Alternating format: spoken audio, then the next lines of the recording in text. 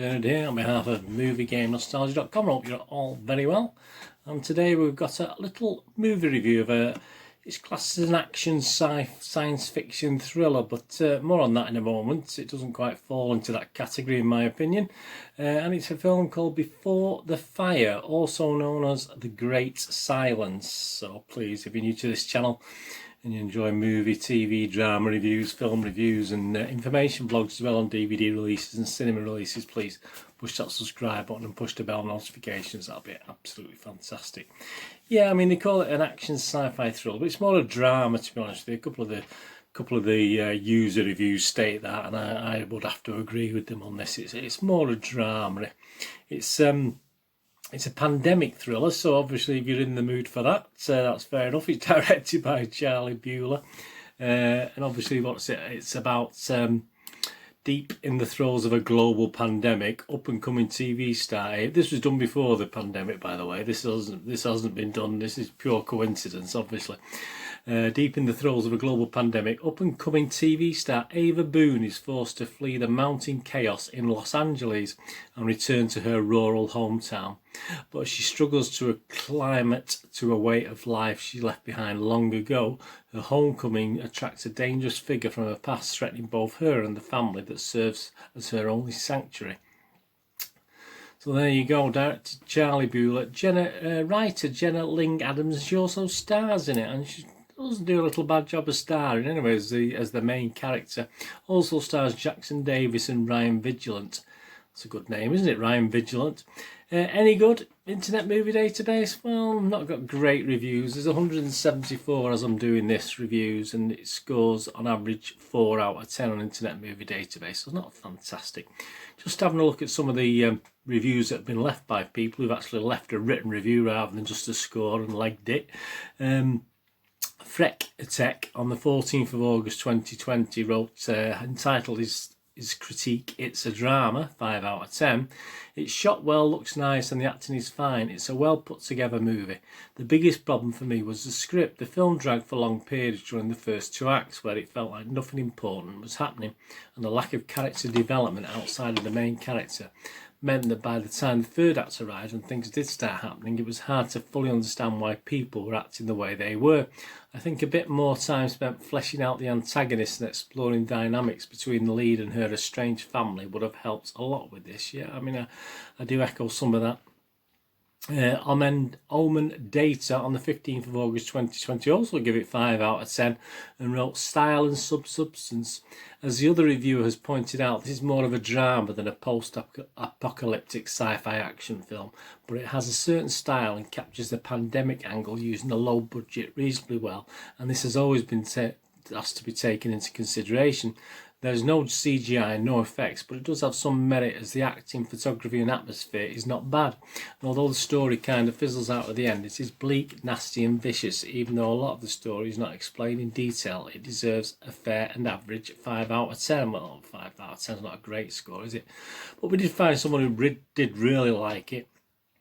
Audrey on the 15th of August 2020 gave it 9 out of 10 and wrote, "Interesting and captivating," and went on to say, "I felt the story kept me on the edge of my seat. The elusive details to the main character's past kept you wondering and made her a more interesting person.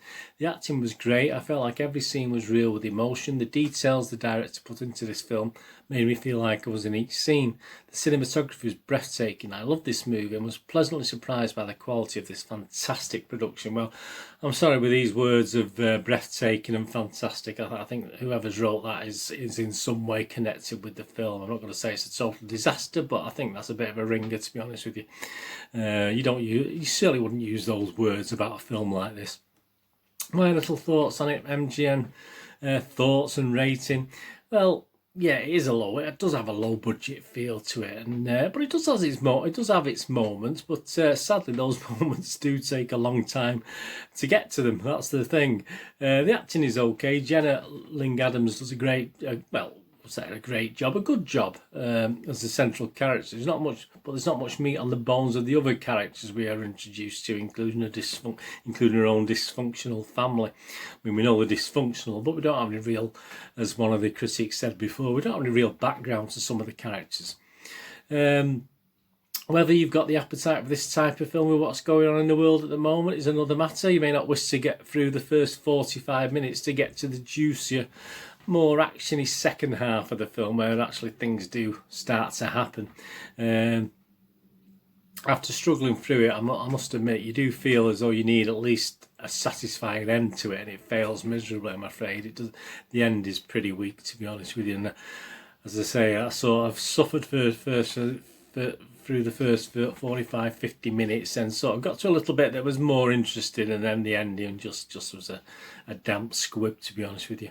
And after watching it, I just felt as though I needed cheering up. There are much worse low budget movies and dramas out there.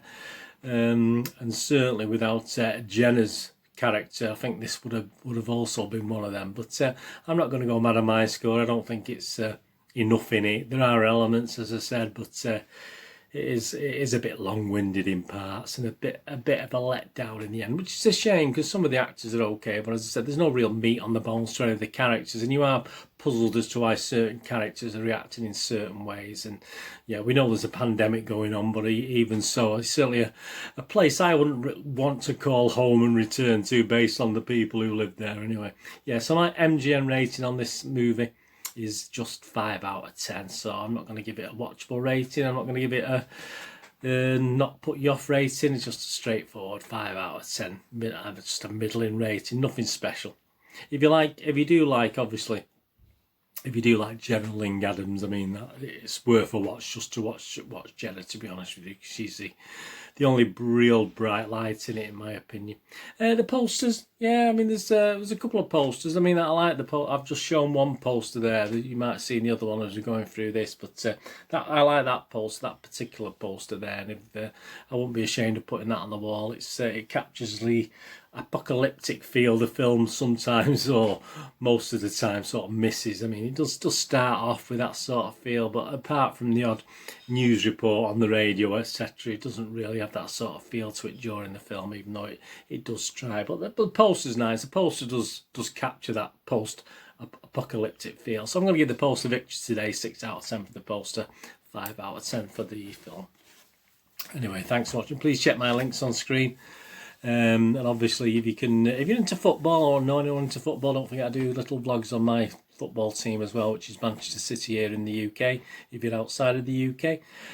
So anyway, if you know anyone who might be interested in that, please push them in my direction.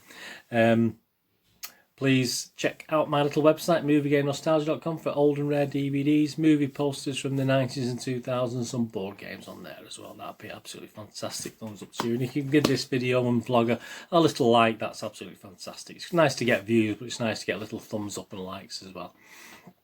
Anyway, thanks for watching today. Hopefully you'll join me again for another little movie review or TV drama review or an information vlog in the very near future.